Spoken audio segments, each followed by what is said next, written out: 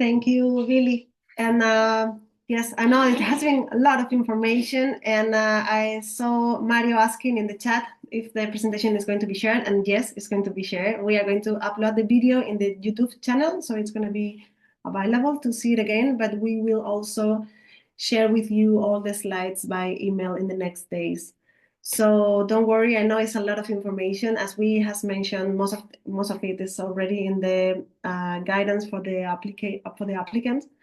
But yes, and also just keep and continue sharing your questions in the Q&A function so we can continue answering, and we will have some minutes at the end of the presentation to discuss some of the most repeated questions. So let's go to share with you some of the top tips to completing your application. And I just want to let you know that some of these tips has been collected by the expert committee ideas. So here, for example, we have summarized a blog that Sophie Benvol, who is the expert committee chair, she shared in our website in the last weeks. So for understanding it better and just go deeper, just go to the blog and you could read it. But just some highlights from this blog is that what makes a good application, how to write a better application. So taking in mind that partnerships matter. So always partnership could help you to work in collaboration with other stakeholders, but also bring more skills to your proposal, and it's going to make it stronger. Also, sustainability is key in your project. Keep that in mind. To focus and be logic on your proposal is very important. So even if you find a lot of information useful that you think that could be useful for us to read, just try to be focused on share with us what is the problematic, what is the solution you are proposing, and how are you going to implement this solution. And try to be just logic in how to develop this description of your project. Also, try to think in realistic objectives. I know that we want to save the world just in a couple of years, and we have always a lot of ideas and a lot of projects and a lot of expectations, but trying to be realistic will help us to just compromise the activities we can do with the budget we are applying for. Also, it's important to fully consider the risk, any barrier or problems that your implementation could face, and how are you going to face that. Read the guidance. We have said that during many times in this presentation and also in the last webinars. We have worked a lot on designing this guidance to just support you as better as possible, and that kind of webinars are also to support. But in the guidance, you will find all the detailed information about what are we asking for on each question. Also, you have the finance guidance to solve any question you could have about the budget. Also, you have a Flexi grant guidance. So we have prepared a lot of materials to support you. Just have a look on that before continue with your application process.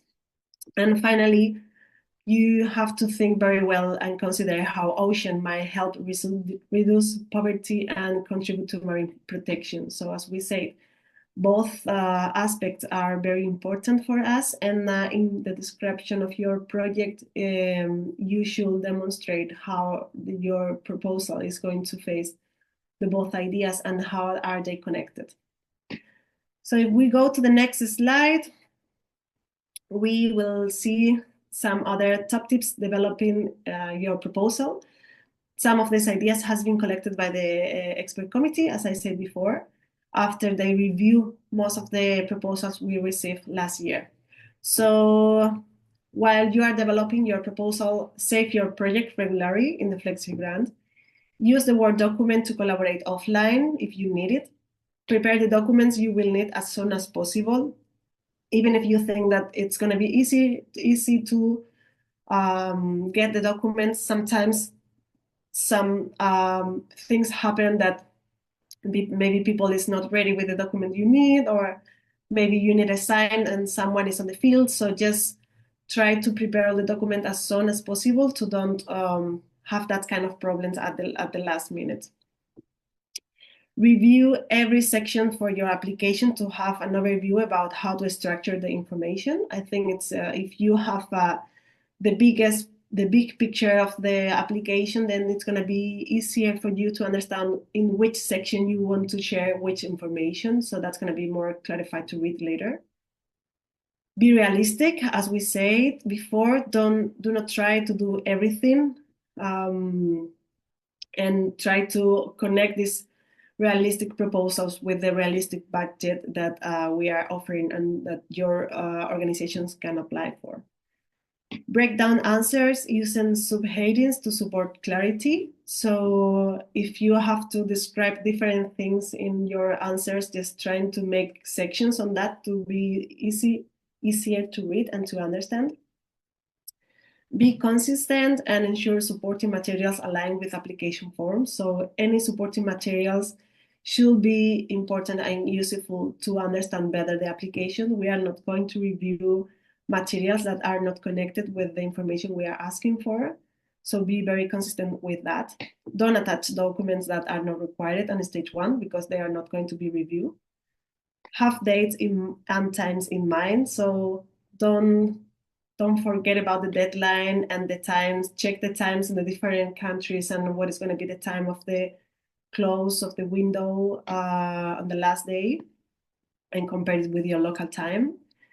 And I think that we have also add this checklist at the end of the section in the Flexigram for help you to review if finally you have added all the things we are asking in the application. So I think that's more of the top tips we wanted to share. I think we still have some ideas for you to don't forget.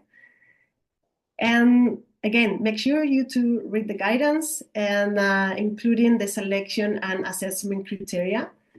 That's the most important of everything. Like, you could be selected for this grant and check what is going to be the assessment criteria. So that's going to be very useful to develop the structure of your proposal, thinking about what are we asking for. Plan ahead. Don't leave your application to the last minute. Just work hard on that as soon as you can. Try to write clearly and concisely, and think about what Rachel says in the number of words you can use. And use a straightforward language and try to avoid acronyms and jargon that maybe it's not going to be easy to understand. Answer the questions that has been asked. So we focus on what are we asking in each section. Don't not exceed the limit, as has been said. Ask someone else to read your application to check it makes sense.